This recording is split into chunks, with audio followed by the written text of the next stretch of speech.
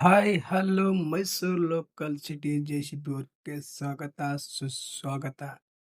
ಇವತ್ತು ನಿನ್ನೆ ಕೆಲಸ ಮುಗೀತು. ಇವತ್ತು ಫುಲ್ ವಾಟರ್ ವಾಶ್, ಗಾಡಿ ಮಿಂಚಿಂಗ್ ನೋಡಿ, ಸಿಕ್ಕಾಬಿಟ್ಟೆ ಬದಿ ಕೆಸರಲ್ಲಿ ಕೆಲಸ ಮಾಡಿತ್ತಲ್ವಾ, ಅದರಿಂದ ವಾಟರ್ ವಾಶ್ ಮಾಡಿಸ್ಲೇಬೇಕು.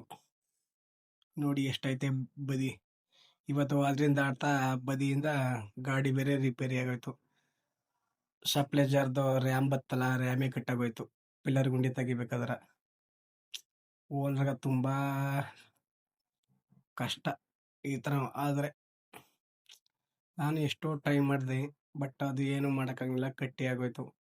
ನನಗೆ ನನಗೆ ಬೇಜಾರು. ಏನು ಮಾಡೋದು ನೋಡಿ, ಇಲ್ಲಿ ಸಿಕ್ಕಾಬಟ್ಟೆ ಬದಿ.